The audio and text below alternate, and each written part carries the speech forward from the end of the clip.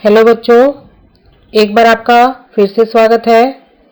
आज हम क्षितिज का पाठ दो बैलों की कथा, इस पाठ का हम सार करेंगे। गद्यांश के जो प्रश्न उत्तर है उस पर भी चर्चा करेंगे। इस पाठ के जो लेखक हैं वो है प्रेमचंद जी। आइए आगे उनके जीवन परिचय के बारे में जानते हैं। प्रेमचंद का जन्म सन 1880 में बनारस के लम्ही गांव में हुआ था। उनका मूल नाम धनपत राय था। प्रेमचंद का बचपन अभावों में बीता, यानी गरीबी में बीता, और शिक्षा बीए तक ही हो पाई। उन्होंने शिक्षा विभाग में नौकरी की, परंतु असहयोग आंदोलन में सक्रिय भाग लेने के लिए सरकारी नौकरी से त्यागपत्र दे दिया और लेखन कार्य के प्रति पूरी तरह समर्पित हो गए। सन 1936 में इस महान कथाकार का देहांत हो गया। प्रेमचंद की जो कहानियां हैं वो मानसरोवर के 8 भागों में संकलित हैं। सेवा सदन, प्रेम आश्रम, रंगभूमि, कायाकल्प, निर्मला, गबन, कर्मभूमि, गोदान उनके प्रमुख उपन्यास हैं। उन्होंने हंस, जागरण, माधुरी आदि पत्रिकाओं का संपादन भी किया। कथा साहित्य के अतिरिक्त प्रेमचंद ने निबंध एवं अन्य प्रकार का गद्य लेखन भी प्रचुर मात्रा में किया। यानी कि उन्होंने कहानियां तो लिखी भी, उपन्यास भी लिखा, लेकिन कथा साहित्य भी बहुत अधिक मात्रा में लिखा था। प्रेमचंद साहित्य को सामाजिक परिवर्तन का सशक्त माध्यम मानते थे। यानी उनका मानना था कि साहित्य के द्वारा समाज में परिवर्तन लाया जा सकता है। उन्होंने जिस गांव और शहर के परिवेश को देखा और जिया, उसकी अभिव्यक्ति उनके कथा साहित्य में मिलती है।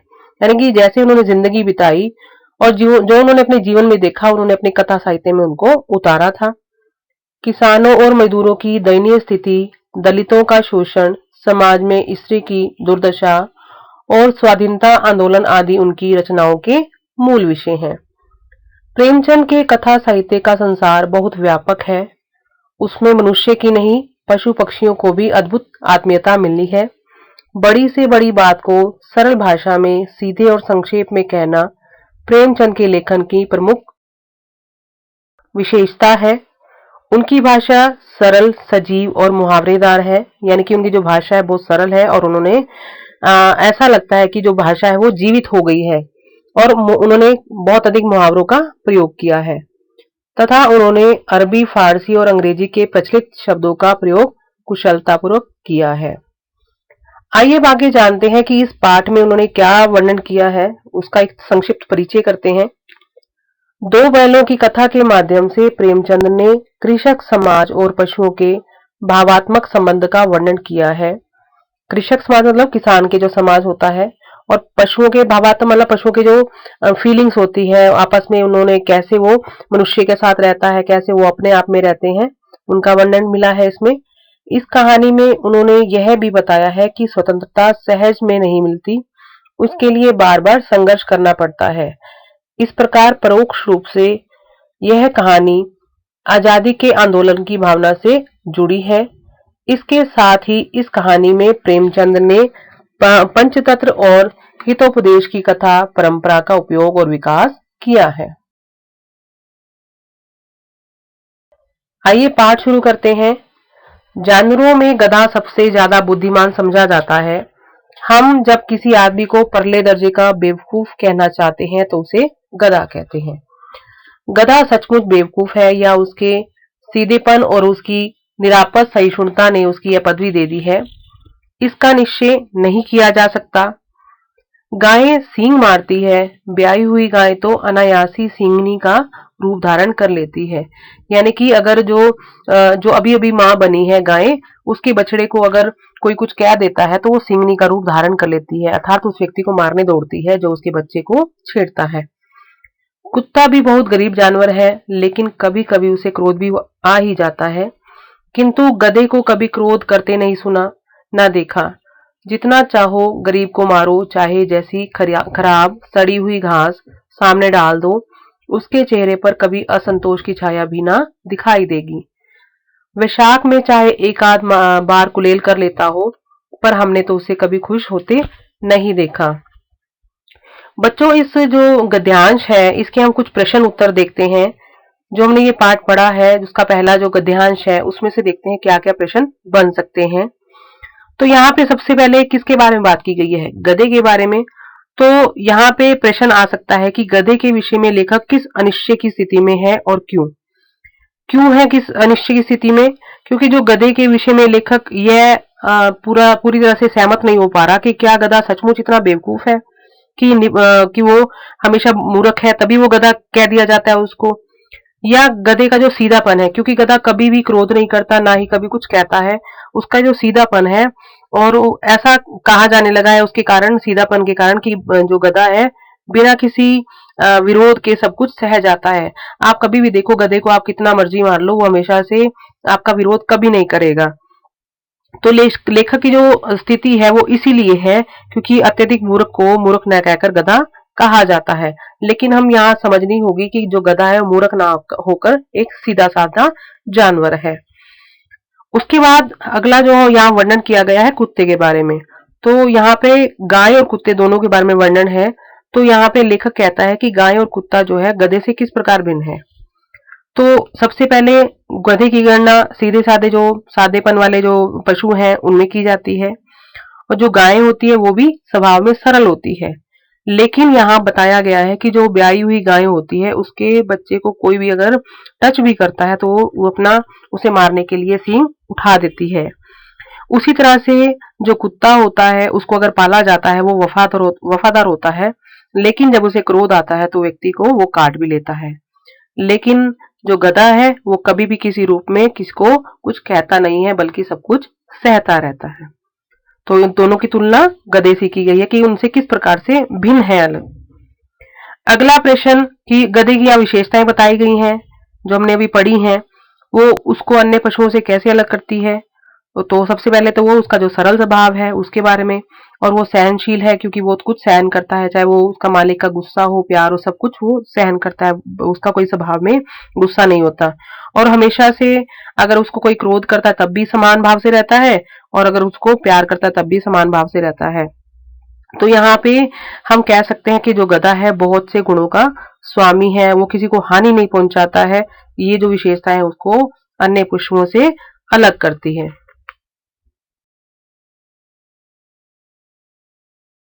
उसके चेहरे पर एक स्थायी विषाद स्थायी रूप से छाया रहता है। सुख दुख हानि लाभ किसी भी दशा में उसे बदलते नहीं देखा। ऋषि मुनियों के जितने गुण हैं वे सभी उसमें प्रकाष्ठा को पहुंच गए हैं, पर आदमी उसे बेवकूफ कहता है। सद्गुणों का इतना अनादर कहीं नहीं देखा। कदाचित सीधापन संसार के लिए उपयुक्त नहीं है। देखिए ना, भारतवासियों की अफ्रीका में क्या दुर्दशा हो रही है। क्यों अमेरिका में उन्हें घुसने नहीं दिया जाता। बेचारे शराब नहीं पीते, चार पैसे कुछ समय के लिए बचा कर रखते हैं, जी तोड़कर काम करते हैं, किसी से लड़ाई झगड़ा नहीं करते, चार बातें सुनकर गम खा जाते हैं और फिर भी बदनाम है। यानी कि यहाँ जो अच्छे व्यक्ति है उनके बारे में बताया गया है कि जो अच्छा व्यक्ति है उसको हर कोई बदनाम करने की कोशिश करता है और उसको धिक्कार करता है, उसको उसका विरोध करता है। कहा जाता है वे जीवन के आदर्श को नीचा करते हैं। अगर वे भी ईंट का जवाब पत्थर से देना सीख जाते तो शायद सभ्य कहलाने लगते। यानी कि अगर वो जवाब किसी बात का जवाब देते तो उनको लोग सभ्य कहते हैं। जापान की मिसाल सामने है। एक ही विजय ने उसे संसार की सभ्य जातियों में गण्य बना दिया। लेकिन गधे का एक छोटा भाई भी और भी है जो उससे कम ही गधा है, यानी कि जो कम मूर्ख माना जाता है, और वह है बैल। जिस अर्थ में हम गधे का प्रयोग करते हैं कुछ उसी से मिलते जुलते अर्थ में बछिया के ताऊ का प्रयोग भी करते हैं। यानी कि उसको भी मूर्ख के लिए भी बछिया के ताऊ जो शब्द है वो प्रयोग किया जाता है। कुछ लोग बैल को शायद बेवकूफों में सर्वश्रेष्ठ कहेंगे, मगर हमारा विचार ऐसा नहीं है। बैल कभी कभी मारता भी है, कभी अड़ियल बैल भी देखने में आता है, और भी कई रीतियों में अपना असंतोष प्रकट कर देता है। अतएव उसका स्थान गधे से नीचा है। झूरी काजी के दोनों बैलों के नाम थे हीरा मोती। अब जो झूरी व्यक्ति है उसके जो दो बैल थे हीरा और मोती, दोनों पछाड़ी जाति के थे, देखने में सुंदर, काम में चौकस, डील में ऊंचे। यानी उनका व्यक्तित्व तो बताया गया कि वो देखने में सुंदर थे और काम करने में उनकी जो तेजी थी। बहुत दिनों साथ रहते रहते दोनों में भाईचारा हो गया था। दोनों आमने सामने या आसपास बैठे हुए एक दूसरे से मूक भाषा में विचार विनिमय करते थे। यानी मूक भाषा मतलब जो मन की भाषा होती है, कोई बातचीत करनी होती थी वो मन की भाषा से करते थे। एक दूसरे की मन की बात कैसे समझा जाता था हम नहीं कह सकते थे। अवश्य ही उनमें कोई गुप्त शक्ति थी जिसमें जीवों में श्रेष्ठता का दावा करने वाला मनुष्य वंचित है। दोनों एक दूसरे को चाटकर और सूंघकर अपना प्रेम प्रकट करते। कभी कभी दोनों सींग भी मिला लिया करते और विग्रह के नाते केवल विनोद के भाव से, आत्मीयता के भाव से, जैसे दोस्तों में घनिष्ठता होते ही ढोल दप्पा होने लगता। इसके बिना दोस्ती कुछ फुसफुसी, कुछ हल्की सी रहती है, जिस पर ज्यादा विश्वास नहीं किया जा सकता।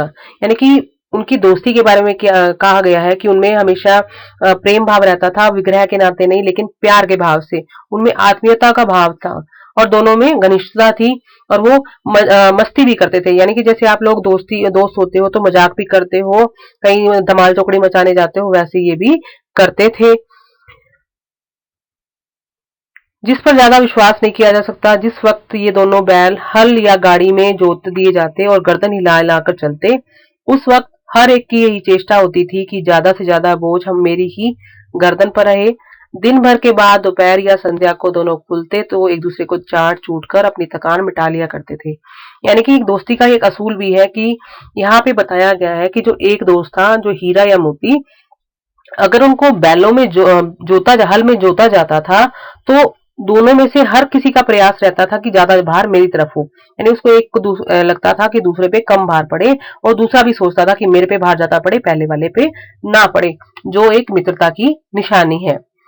और जब शाम के समय खोला जाता था तो दोनों एक दूसरे को चाट कर अपनी थकान मिटा लिया करते थे। यानी कि अपने जो प्रेम जो भाव है वो दिखाया करते थे। नांद में खली भूसा पड़ जाने के बाद दोनों साथ उठते, साथ नांद में मुंह डालते और साथ ही बैठते थे। एक मुंह हटा लेता तो दूसरा भी हटा लेता था। यानी कि एक ने खाना बंद कर दिया तो दूसरा भी खाना बंद कर लेता था। इसमें अब दोनों की जो दोस्ती है उसके बारे में बताया गया है। संयोग की बात, जूरी ने एक बार गोई को ससुराल भेज दिया। गोई मतलब दोनों जो बैल है, बैलों की जोड़ी को ससुराल भेज दिया। बैलों को क्या मालूम वे क्यों भेजे जा रहे हैं, समझे मालिक ने हमें भेज दिया। अपनों यो बेचा जाना उन्हें अच्छा लगा या बुरा कौन जाने, पर झूरी के साले गया को घर तक गोई ले जाने में दांतों पसीना आ गया।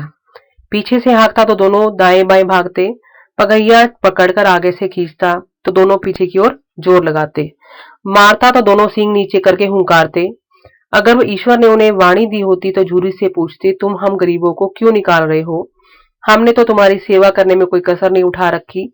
अगर इतनी मेहनत से काम ना चलता था तो और काम ले लेते। हमें तो तुम्हारी चाकरी में मर जाना कबूल था। हमने कभी दाने चारे की शिकायत नहीं की। तुमने जो भी खिलाया वह सिर झुकाकर खा लिया, फिर तुमने हमें इस जालिम के हाथों क्यों बेच दिया? तो यहाँ पे जो जूरी जब उसको अपने साले को दे देता है, हीरा और मोती को, तो वो अपने मन में ऐसी बातें सोचते हैं। तो बच्चों एक ध्यांश है, इसमें से हम कुछ प्रश्न निकालते हैं कि गया के साथ जाते हुए जो दोनों बैल थे उनके मन में क्या क्या भाव उत्पन्न हुए थे। जैसे कि अभी हमने पढ़ा कि उनके मन में कई तरह के भाव निकल कर आए थे कि उनको लगा कि उन्होंने उसके मालिक ने उनको गया के हाथों बेच दिया है और उनको ये जो उनका काम था वो अच्छा नहीं लगा। और उनमें यहाँ बताया गया कि उनमें बोलने की अगर शक्ति होती तो वो अपने मालिक से पूछते कि वो क्यों निकाल रहा है। तो वो कहते हैं कि वो पूछते कि अगर हम तुम्हारा जो हमने अभी तक मेहनत की है, अगर हमारी मेहनत में कोई कमी लगी थी तो हमसे और मेहनत करवा लेते, लेकिन इस जो जालिम है इसके हाथों हमें ना बेचते। अगला प्रश्न है, जब बैलों को जो गया था, जो उसका जूरी का साला था अपने साथ लेके जा रहा था, तो दोनों अपनी प्रतिक्रिया कैसे दिखा रहे थे, कैसे वो अपने आप को बता रहे थे, तो उसको मतलब कैसे तंग कर रहे थे उसको गया को। तो उनको लगा ऐसा था कि जो गया था उसको हाँकता आगे चलने के लिए, लेकिन वो दाएं और बाएं भागने लगते और जब वो उसको आगे खींचता तो वो पीछे की ओर जोर लगाकर रास्ते की ओर आगे ना बढ़ते। यानी कि उनका जो मन था वो पीछे की ओर जा रहा था, अपने मालिक की ओर, जूरी की ओर जा रहा था। अगला प्रश्न है, जालिम किसे कहा गया है? क्योंकि यहाँ जालिम शब्द यूज हुआ है, प्रयोग हुआ है, वो किसके लिए प्रयोग हुआ है? तो यहाँ पर जो जालिम शब्द है, जूरी का जो साला है, वो गया को कहा गया है। क्यों कहा गया है? कि वो बलपूर्वक और मार कर उनको दोनों को, दोनों बैलों को अपने साथ ले जाना चाहता है, और वो अगर वो जाना नहीं चाह रहे तो उनको बार बार उसको और मारता है और यातनाएं देता है, तो इसलिए उसको जालिम कहा गया है। बच्चों, पीछे भी जो हमने पाठ पढ़ा है उसमें भी कुछ गद्यांश निकल सकते हैं। आप पाठ के आधार पर कुछ प्रश्न अपने आप से भी निकाल सकते हैं, उसे कर सकते हैं। आगे चलते हैं। संध्या समय दोनों बैल अपने नए स्थान पर पहुंचे। दिन भर के भूखे थे, लेकिन जब नांद में लगाए गए तो एक ने भी उसमें मुंह न डाला। दिल भारी हो रहा था। जिसे उन्होंने अपना घर समझ रखा था, वह आज उनसे छूट गया था। यह नया घर, नया गांव, नए आदमी उनसे बेगानों से लगते थे। यानी कि जो नए घर में जब गए थे तो उनका कुछ भी खाने का मन नहीं था। उनको ऐसा लग रहा था कि वो बेगाने घर में आ गए हैं। दोनों ने अपनी मूक भाषा में सलाह की। एक दूसरे को कनखियों से देखा और लेट गए।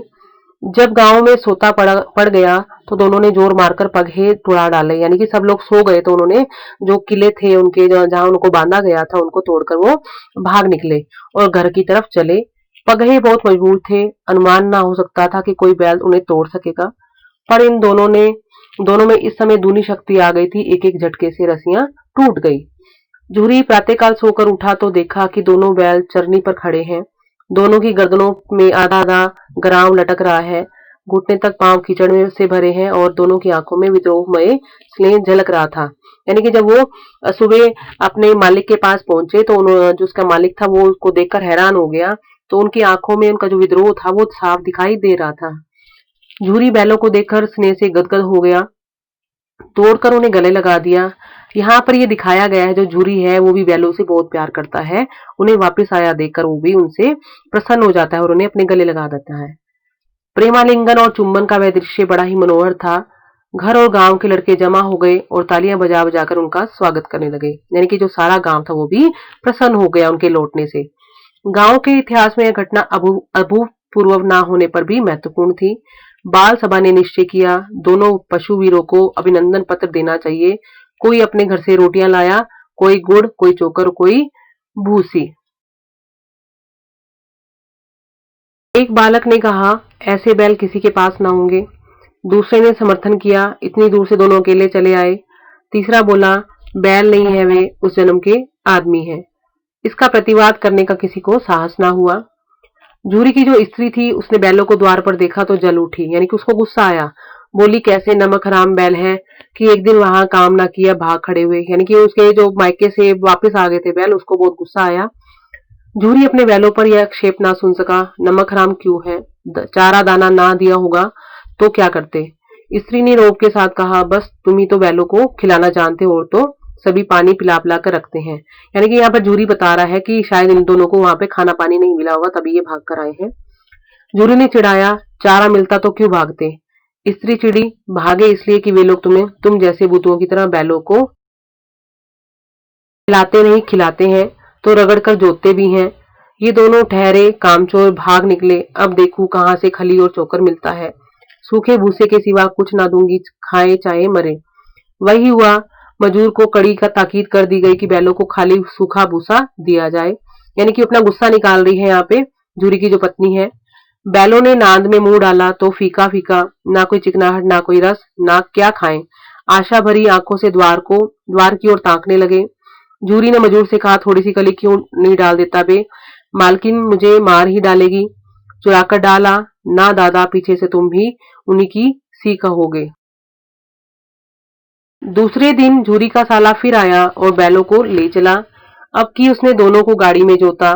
दो चार बार मोती ने गाड़ी को सड़क की खाई में गिराना चाहा, पर हीरा ने संभाल लिया। वह ज्यादा सहनशील था। संध्या समय घर पहुंचकर उसने दोनों को मोटी रस्सियों से बांधा और कल की शरारत का मजा चखाया। फिर वही सूखा भूसा डाल दिया और अपने दोनों बैलों को खली चूनी सब कुछ दी। दोनों बैलों का ऐसा अपमान कभी ना हुआ था। जूरी उन्हें फूल की छड़ी से भी न छूता था। उसकी टिटकार पर दोनों उड़ने लगते थे। यहाँ मार पड़ी, आहत सम्मान की व्यथा तो थी ही, पर उस पर मिला सूखा भूसा। नान की तरफ आंखें तक न उठाई। दूसरे दिन गया ने बैलों को हल में जोता, पर इन दोनों ने जैसे पांव न उठाने की कसम खा ली थी। यानी कि वो भी अपना विरोध जता रहे थे। वह मारते मारते थक गया, पर दोनों ने पांव ना उठाया। एक बार जब उस निर्दयी ने हीरा की नाक पर खूब डंडे मारे तो मोती का गुस्सा काबू के बाहर हो गया। हल लेकर भागा। हल, रस्सी, जुआ, जोत सब टूट टाट कर बराबर हो गया। गले में बड़ी बड़ी रस्सियां ना होती तो दोनों पकड़ाई में ना आते। हीरा ने मूक भाषा में कहा, भागना व्यर्थ है। मोती ने उत्तर दिया, तुम्हारी तो इससे जान ही ले ली थी, अब की बड़ी मार पड़ेगी। पढ़ने दो, बैल का जन्म दिया है तो मार से कहां तक बचेंगे। यानी कि वो अपनी मूक भाषा में एक दूसरे से बातचीत कर रहे हैं। गया दो आदमियों के साथ दौड़ा आ रहा है। दोनों के हाथों में लाठियां हैं। मोती बोला, कहो तो दिखा दूं कुछ मजा मैं भी।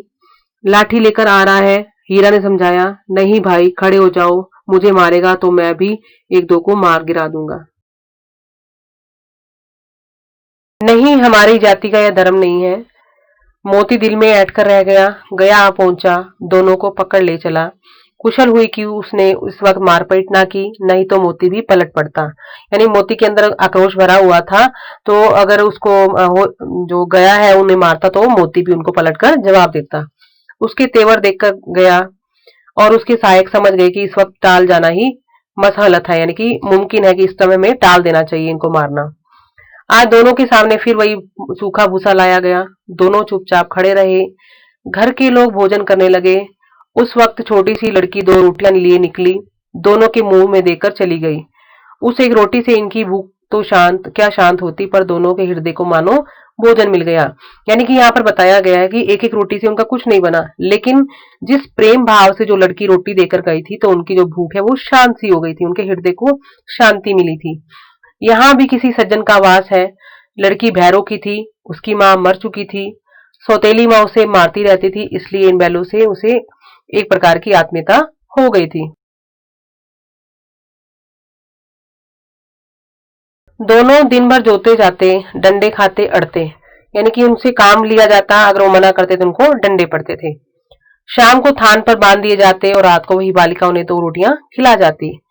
प्रेम के इस प्रसाद की यह बरकत थी कि दो दो गाल सूखा भूसा खाकर भी दोनों दुर्बल ना होते थे, मगर दोनों की आंखों में रोम रोम में विद्रोह भरा हुआ था, क्योंकि जो उनको मार पड़ती थी उनके अंदर जो विद्रोह की भावना बढ़ती जा रही थी। एक दिन मोती ने मूक भाषा में कहा, अब तो नहीं सहा जाता हीरा, क्या करना चाहते हो? वो पूछ रहा है, हीरा पूछ रहा है। एक आध को सींगों पर उठाकर फेंक दूंगा, मोती कह रहा है। लेकिन जानते हो, वह प्यारी लड़की जो हमें रोटियां खिलाती है उसी की लड़की है जो इस घर का मालिक है। यह बेचारी अनाथ ना हो जाएगी तो मालकिन को ना फेंक दूं, वही तो इस लड़की को मारती है। लेकिन औरत जात पर सींग चलाना मना है, यह भूले जाते हो। तुम्हें तो किसी और तरह निकलने नहीं देते, बताओ तुड़ाकर भाग चलें? हाँ, यह मैं स्वीकार करता हूं, लेकिन इतनी मोटी रस्सी टूटेगी कैसी? इसका एक उपाय है, पहले रस्सी को थोड़ा सा चबा लो, फिर एक झटके से जाती है। रात को जब बालिका रोटियां खिलाकर चली गई तो दोनों रस्सियां चबाने लगे, पर मोटी रस्सी मुंह में ना आती थी। बेचारे बार बार जोर लगाकर रह जाते थे। सहसा घर का द्वार खुला और वही लड़की निकली। दोनों सिर झुकाकर उसका हाथ चाटने लगे। दोनों की पूंछें खड़ी हो गई। उसने उनके माथे सहलाए और बोली, खोले देती हूँ। यानी कि उसको भी पता लग गया था कि ये बैल अपने आप को खोलने की कोशिश कर रहे हैं, तो वो कहती, मैं ही खोल देती हूँ। चुपके से भाग जाओ, नहीं तो यहाँ लोग मार डालेंगे। आज घर में सलाह हो रही है कि इनको नाकों में नाथ डाल दी जाए, इनकी नाकों में नाथ डाल दी जाए। उसने गराव खोल दिया। दोनों चुपचाप खड़े रहे। मोती ने अपनी भाषा में पूछा, अब चलते क्यों नहीं? हीरा ने कहा, चले तो, लेकिन कल इस अनाथ पर आफत आएगी, सब इसी पर संदेह करेंगे। सहसा बालिका चिल्लाई, दोनों फूफा वाले बैल भागे जा रहे हैं। ओ दादा दादा, दोनों बैल भागे जा रहे हैं, जल्दी दौड़ो। गया हड़बड़ाकर भीतर से निकला, बैलों को पकड़ने चला। वे दोनों भागे, गया ने पीछा किया। और भी तेज हुए, गया ने शोर मचाया। फिर गांव के कुछ आदमियों को भी साथ लेने के लिए लौटा। दोनों मित्रों को भागने का मौका मिल गया। सीधे दौड़ते चले गए। यहाँ तक कि मार्ग का ज्ञान ना रहा। जिस परिचित मार्ग से आए थे उसका यहाँ पता ना था। यानी कि भागते भागते ऐसे मार्ग पे चले गए जहाँ पे वो जानते नहीं थे जिस मार्ग को। नए नए गांव मिलने लगे। तब दोनों एक खेत के किनारे खड़े होकर सोचने लगे, अब क्या करना चाहिए। हीरा ने कहा, मालूम होता है राह भूल गए हैं। तुम भी बेतहाशा भागे, वहीं उसे मार गिराना था। उससे मार गिराते तो दुनिया क्या कहती, वह अपना धर्म छोड़ दे, लेकिन अब अपना धर्म क्यों छोड़े। यहाँ पर भी दोनों की मुख भाषा चल रही है और वो अपने धर्म की बात करते हैं। बताते हैं कि हमारा धर्म नहीं है कि किसी को हम मारे।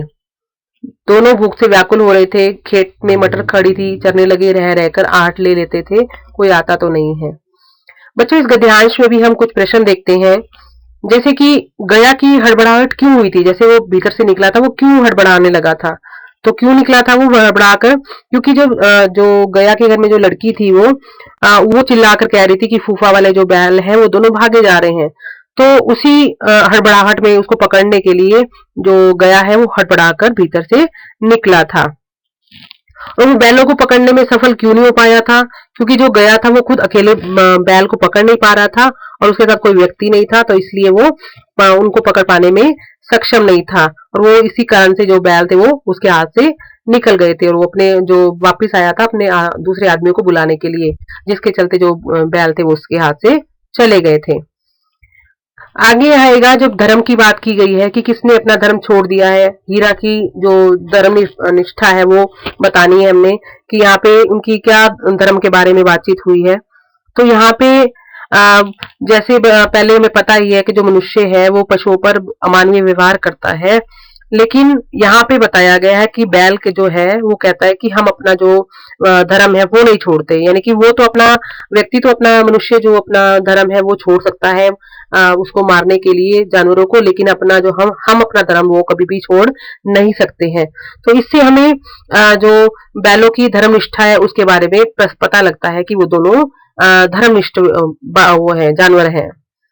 दोनों बैल खेत के किनारे ऐसे खड़े क्यों हो गए थे, क्यों खड़े हो गए थे एकदम से, क्योंकि वो इसलिए खड़े हो गए थे, उनको जो गलत रास्ते पर वो भाग निकले थे, उन्हें अपने गांव का रास्ता नहीं पता था।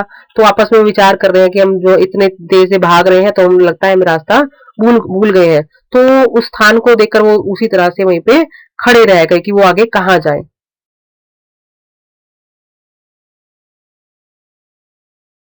जब पेट भर गया तो दोनों ने आजादी का अनुभव किया, तो मस्त होकर उछलने कूदने लगे। पहले दोनों ने डकार ली, फिर सींग मिलाए एक दूसरे को ठेलने लगे। मोती ने हीरा को कई कदम पीछे हटा दिया, यहाँ तक कि वह खाई में गिर गया। तब उसे भी क्रोध आया, संभल कर उठा, फिर मोती से मिल गया। मोती ने देखा खेल में झगड़ा हुआ चाहता है तो किनारे हट गया। यानी कि वो आपस में प्रसन्नता व्यक्त कर रहे हैं, तो प्रसन्नता व्यक्त करते करते एकदम से वो खाई में गिर जाता है। तो वो जो मोती था उसको भी लगा कि झगड़ा शुरू होने लगा, तो वो पीछे हो गया। अरे यह क्या, कोई सांड डोकता चला आ रहा है। हाँ, सांड ही है। वह सामने आ पहुंचा। दोनों मित्र बगले झांक रहे हैं, यानी कि एक दूसरे को देखने लगे हैं। सांड पूरा हाथी है। हाथी मतलब कि पूरा शक्तिशाली सांड था वो। उससे भिड़ना जान से हाथ धोना है, लेकिन ना भिड़ने पर भी जान बचती नहीं नजर आती। इन्हीं की तरफ आ रहा है। कितनी भयंकर सूरत है। मोती ने मूक भाषा में कहा, बुरे फंसे, जान बचेगी क्यों पाए सोचो। हीरा ने चिंतित स्वर में कहा, अपने घमंड में भूला हुआ है, आरजू विनती ना सुनेगा, भाग क्यों ना चले।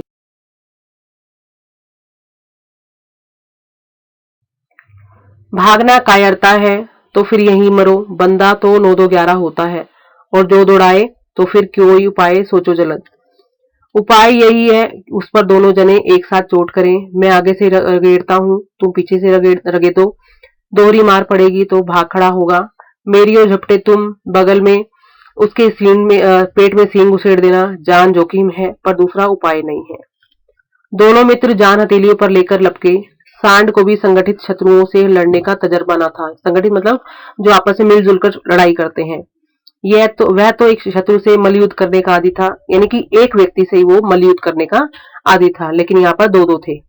जो ही हीरा पर झपटा, मोती ने पीछे से दौड़ाया। सांड उसकी तरफ मुड़ा तो हीरा ने रगेदा। सांड चाहता था कि एक एक करके दोनों को गिरा ले, पर ये दोनों भी उस्ताद थे, उसे वे अवसर ना देते थे। एक बार सांड झल्लाकर हीरा का अंत देने के लिए चला तो मोती ने बगल में आकर पेट में सींग भोंक दिया। बच्चों, ये जो गद्यांश है इसके भी कुछ प्रश्न देखते हैं कि दोनों मित्र कौन थे और किसकी तरफ लपके थे। यहाँ कौन से मित्रों की बात की गई, जो संगठित शत्रु थे, दोनों मित्र थे, कौन थे। हीरा और मोती थे दोनों जो मित्र थे, और वो किसकी तरफ लपके थे, वो सांड की तरफ लपके थे। उसके बाद यहाँ एक पंक्ति दी गई है कि सांड को भी संगठित शत्रुओं से लड़ने का तजुर्बा ना था। इस पंक्ति का क्या भाव होगा? तो इस पंक्ति का भाव हो सकता है कि जो संगठित शत्रुओं से जो लड़ना है, जो जो शत्रु एकत्रित होके यानी कि दो एकता करके लड़ते हैं, उनसे लड़ना और उन पे विजय पाना जो है असंभव होता है। यानी कि एकता की शक्ति को बताया गया है। तो यहाँ बताया गया कि कोई भी जो कार्य जब एकता से किया जाता है, तो वो कोई भी काम असंभव नहीं होता, मुश्किल नहीं होता।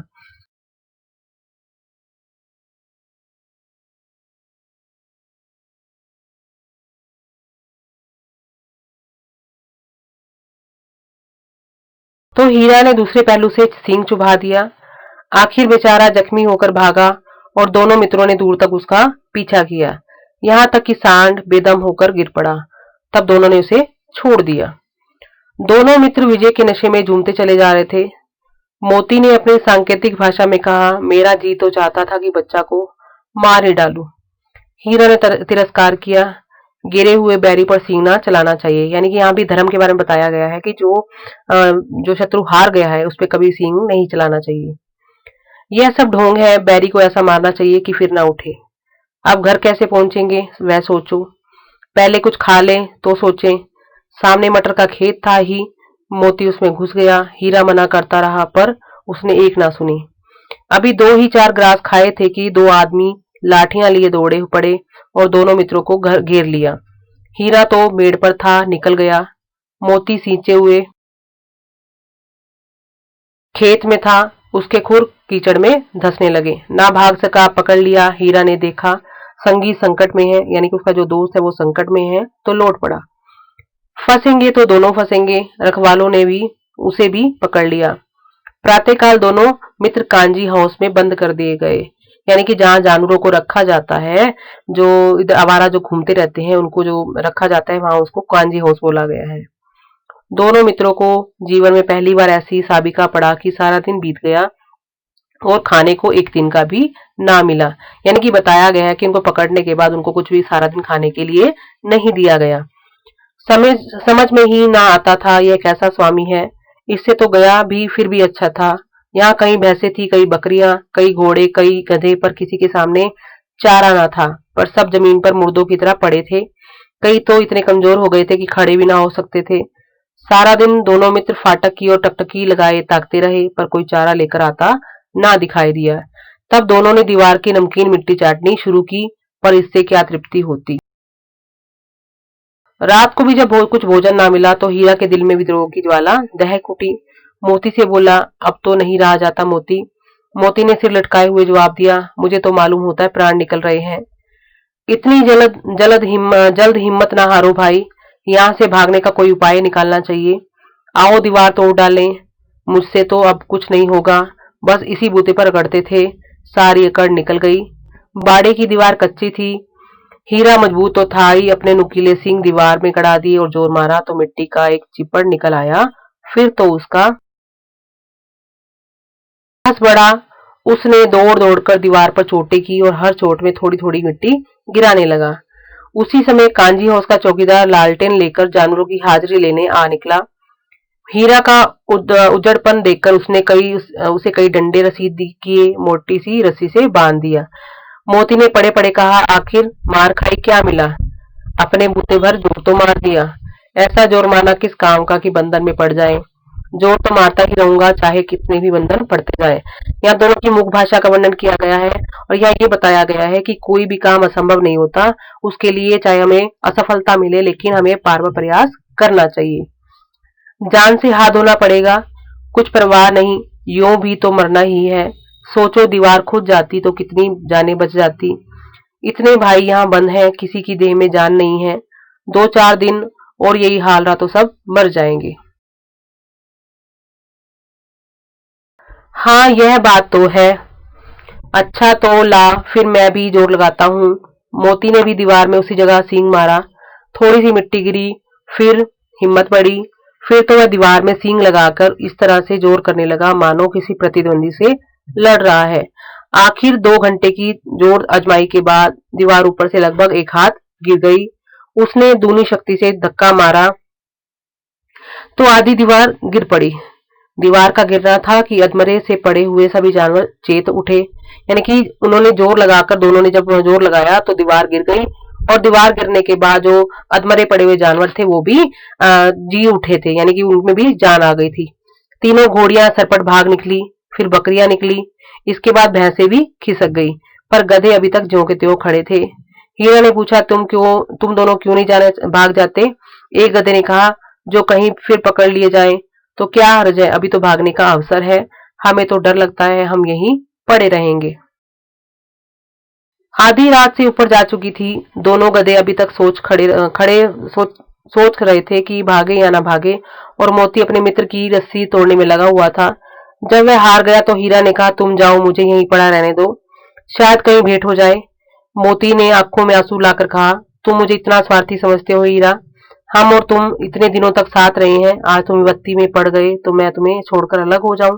यानी कि मित्र भाव इनका दिखता है कि एक जब वो मुसीबत में है तो दूसरा भी उसके साथ में खड़ा है, वो भागने को तैयार नहीं है। हीरा ने कहा, बहुत मार पड़ेगी, लोग समझ जाएंगे यह तुम्हारी शरारत है। मोती गर्व से बोला, जिस अपराध के लिए तुम्हारे गले में बंधन पड़ा, उसके लिए अगर मुझ पर मार पड़े तो क्या चिंता। इतना तो हो ही गया कि 9-10 प्राणियों की जान बच गई, वे सब आशीर्वाद तो देंगे। यानी कि मोती कहता है कि मेरी जैसे किसी की जान बच गई है तो मुझे इसका कोई फर्क नहीं पड़ता कि मुझे कोई मार पड़े, मुझे तो इसलिए अच्छा लग रहा है कि वे सब मुझे आशीर्वाद तो देंगे। यह कहते हुए मोती ने दोनों गधों को सींगों से मार मार कर बाड़े के बाहर निकाला, और तब अपने बंधु के पास आकर सो रहा। भोर होते ही मुंशी और चौकीदार तथा अन्य कर्मचारियों में कैसी खलबली मची, इसके लिखने की जरूरत नहीं, क्योंकि जो कांजी हाउस की जो हालत थी, दीवार टूट गई थी, सारे जानवर भाग गए थे, तो वो जो हालत को देखकर जो वहां के कर्मचारी थे वो सारे उनमें खलबली मच गई थी। बस इतना ही काफी है कि मोती का खूब मरम्मत हुई और उसे भी मोटी रस्सी से बांध दिया गया, क्योंकि हीरा और मोती ही रह गए थे वहां पर, तो दोनों को उससे बांध दिया गया था। एक सप्ताह तक दोनों मित्र वहां बंधे पड़े रहे। किसी ने चारे का एक तिनक भी ना डाला। हाँ, एक बार पानी दिया जाता था, यही उनका आधार था। आधार मतलब उसी के अनुसार वो जीवन बिता रहे थे, उस पे अपना उनका जीवन चल रहा था। दोनों इतने दुर्बल हो गए थे कि उठा तक ना जाता था। ठठरियां निकल आई थी, यानी कि जो उनकी हड्डियां हैं वो निकल आई थी, जो उनका मजबूत शरीर था वो कमजोर पड़ने लगा था। एक दिन बाड़े के सामने डुग्गी बजने लगी और दोपहर होते होते वहां 50-60 आदमी जमा हो गए। तब दोनों मित्र निकाले गए और उनकी देखभाल होने लगी। लोग आ आकर उनकी सूरत देखते और मन फीका करके चले जाते। ऐसे मृतक बैलों का कौन खरीदार होता। सहसा एक दड़ियल आदमी, जिसकी आंखें लाल थी और मुद्रा अत्यंत कठोर, आया और दोनों मित्रों के कुलों में उंगली खोदकर मुंशी जी से बातें करने लगा। उसका चेहरा देखकर अंतर्ज्ञान से दोनों मित्रों के दिल कांप उठे। वह कौन है और उन्हें क्यों टटोल रहा है, इस विषय में उन्हें कोई संदेह न हुआ। दोनों ने एक दूसरे को भीत नेत्रों से डरा देखा और सिर झुका लिया, यानी भीत मतलब डरे हुए नेत्रों से देखा और सिर झुका लिया। वो समझ नहीं पा रहे थे कि वो आदमी हमें क्यों देख रहा है, क्यों ध्यान से देख रहा है। हीरा ने कहा, गया के घर से नाहक भागे, अब जान न बचेगी। मोती ने अश्रद्धा के भाव से उत्तर दिया, कहते हैं भगवान सबके ऊपर दया करते हैं, उन्हें हमारे ऊपर दया क्यों नहीं आती। भगवान के लिए हमारा मरना जीना दोनों बराबर है। चलो अच्छा ही है, कुछ दिन उसके पास तो रहेंगे। एक बार भगवान ने उस लड़की के रूप में बचाया, अब क्या अब ना बचाएंगे। ये आदमी छुरी चलाएगा, देख लेना, तो क्या चिंता है। मांस खाल सींग हड्डी सब किसी ना किसी काम आ जाएंगे। यहाँ पे कसाई की बात की जा रही है कि कसाई को जब वहां पर बेचा जा रहा था तो वो कसाई के रूप में एक व्यक्ति उनको दिखा, जो उनको टटोल रहा था, उनको देख रहा था अच्छे से। नीलाम हो जाने के बाद दोनों मित्र उस दड़ियल के साथ चले। दोनों की बोटी बोटी कांप रही थी, यानी कि वो डर रहे थे। बेचारे पांव तक ना उठा सकते थे, पर भय के मारे गिरते पड़ते भागे जाते थे, क्योंकि वह जरा भी चाल धीमी हो जाने पर जोर से डंडा जमा देता था। राह में गाय बैलों का एक रेवड़ हरे हरे हार से चरता नजर आया। सभी जानवर प्रसन्न थे, चिकने चपल, कोई उछलता था, कोई आनंद से बैठा पागुर करता था। कितनी सुखी जीवन था इनका, पर कितने स्वार्थी हैं सब। किसी को चिंता नहीं कि उनके दो भाई बदिक के हाथ पड़े कैसे दुखी हैं। सहसा दोनों को ऐसा मालूम हुआ कि ये परिचित रहा है। हाँ, इसी रास्ते से गया उन्हें ले गया था। यानी कि जब वो रास्ते में जा रहे थे तो रास्ते में कई जानवर उनको चरते दिखाई दिए थे, और एक बार उनको एकदम लगा कि हाँ, इसी रास्ते से जब उनका जूरी का साला गया जो था उनको इसी रास्ते से ले गया था। वही खेत, वही बाग, वही गांव मिलने लगे। प्रतिक्षण उनकी चाल तेज होने लगी। सारी थकान, सारी दुर्बलता गायब हो गई। आ, यह लो, अपना ही हार आ गया। इसी कुएं पर हम पुर चलाने आया करते थे, यही कुआं है। तो ये गद्यांश है। गद्यांश में से हम कुछ प्रश्न देखते हैं कि जो हीरा मोती की जो स्थिति थी और हार में चढ़ते हुए जानवरों की स्थिति में क्या उनको नजर आ रहा था। उनमें नजर आ रहा था कि वो जो स्वतंत्र थे, स्वतंत्र होकर उछल कूद कर रहे थे, लेकिन जो हीरा मोती थे वो बंधे हुए थे, वो भूख प्यास से व्याकुल थे और कमजोर थे। तो उन दोनों की जो स्थिति थी उनमें अंतर था। उसके बाद अगला प्रश्न है कि कितने स्वार्थी हैं सब, ऐसा कौन कह रहा है यहाँ पे। ये जो इसमें हमने पढ़ा है अभी, वो ऐसा कौन कह रहा है। तो इसमें हीरा मोती आपस में कह रहे हैं कि क्योंकि वो दोनों पकड़ कर ले जाए जा रहे थे, तो जो बाहर मस्ती करते हुए पशु थे उनको देखकर उनको अपेक्षा हो रही थी कि जो बाहर जो स्वतंत्र घूम रहे हैं वो कितने स्वार्थी हैं। उनको ये भी दिखाई नहीं देता कि उनके जो मित्र हैं वो बंधे जा रहे हैं, उनको छुड़ाने का प्रयास करते। अगला प्रश्न है, जो जो कमजोर हो जाने के बाद भी हीरा मोती की दुर्बलता किस प्रकार से गायब हो गई थी। क्यों हो गई थी? क्योंकि उनको जो रास्ता था वो उनको जाना पहचाना लगा था। उनको खुद को लगा कि हाँ, ये वही जगह है जहाँ वो आया करते थे, वही कुआं है। यानी उनको सब कुछ जाना पहचाना लगा, तो उनकी जो दुर्बलता है वो गायब होने लगी। मोती ने कहा, हमारा घर नगीच आ गया। हीरा बोला, भगवान की दया है, मैं तो अब घर भागता हूँ। यह जाने देगा, इसे मैं मार गिराता हूँ। नहीं नहीं, दौड़कर थान पर चलो, वहां से हम आगे ना जाएंगे। दोनों उन्मुक्त उन्मुक्त होकर बछड़ों की भांति कुलेले करते हुए घर की ओर दौड़े। वह हमारा थान है। दोनों दौड़कर अपने थान पर आए और खड़े हो गए। दड़ियल भी पीछे पीछे दौड़ा और दौड़ा चला आता था। यानी कि वो जगह को देखकर एकदम से जो झूरी का जो जगह थी जहां पर उसको बांधा जाता था, वहां पर वो भाग गए वहां पर। और जो पीछे पीछे जो उसको लेने वाला जो उसकी नीलामी में उनको लोगों को उसको बैलों को लेकर आया था, वो दड़ियल भी उनके पीछे पीछे दौड़ने लगा। झूरी द्वार पर बैठा धूप खा रहा था। बैलों को देखते ही दौड़ा और उन्हें बारी बारी से गले लगाने लगा। मित्रों की आंखों से आनंद के आंसू बहने लगे। एक झूरी का हाथ चाट रहा था। दड़ियल ने जाकर बैलों की रस्सियां पकड़ ली। झूरी ने कहा, मेरे बैल हैं। तुम्हारे बैल कैसे? मैं मवेशी खान से नीलाम लिए आता हूँ। मैं तो समझा हूँ चुराए लिए आते हो, चुपके से चले आओ। मेरे बैल हैं, मैं बेचूंगा तो बिकेंगे। किसी को मेरे बैल नीलाम करने का क्या अख्तियार है। यानी कि जो दड़ियल था और जो झूरी था उनकी बातचीत हो रही है कि झूरी कहता है ये मेरे बैल हैं, लेकिन दड़ियल कहता है मैं मेरी मवेशी खाने से लेकर आ रहा हूँ, मैंने नीलामी में इनको खरीदा है। जाकर थाने में रपट कर दूंगा। मेरे बैल हैं, इसका सबूत यह है कि मेरे द्वार पर खड़े हैं। दड़ियल झल्लाकर बैलों को जबरदस्ती पकड़ ले जाने के लिए बढ़ा। उसी वक्त मोती ने सींग चलाया। दड़ियल पीछे हटा, मोती ने पीछा किया। दड़ियल भागा, मोती पीछे दौड़ा।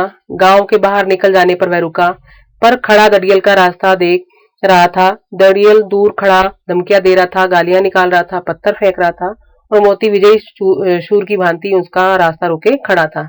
गांव के लोग यह तमाशा देखते थे और हंसते थे। जब दड़ियल हार कर चला गया तो मोती करता हुआ लौटा। हीरा ने कहा, मैं डर रहा था कि कहीं तुम गुस्से में आकर मार ना बैठो। अगर वह मुझे पकड़ता तो मैं बेमारे ना छोड़ता। अब ना जाएगा, अब ना आएगा। आएगा तो दूर से ही खबर लूंगा, देखूं कैसे ले जाता है। जो गोली मरवा दे, मर जाऊंगा, पर उसके काम तो ना आऊंगा। हमारी जान तो कोई जान ही नहीं समझता, इसलिए कि हम इतने सीधे हैं। जरा देर से नांदों में खली जरा देर में नांदों की में खली भूसा चोकर और दाना भर दिया गया और दोनों मित्र खाने लगे। जूरी खड़ा दोनों को सलाह रहा था। 20 लड़के तमाशा देख रहे थे। सारे गांव में उत्साह सा मालूम होता था। उसी समय मालकिन ने आकर दोनों के माथे वो चूम लिए। उम्मीद है आपको पाठ का सार गद्यांश अच्छे से समझ आ गए होंगे। तो मेरे वीडियो को लाइक कीजिएगा, शेयर कीजिएगा और सब्सक्राइब कीजिएगा, और कमेंट करके बताइएगा कि आपको मेरा वीडियो कैसे लगा। धन्यवाद।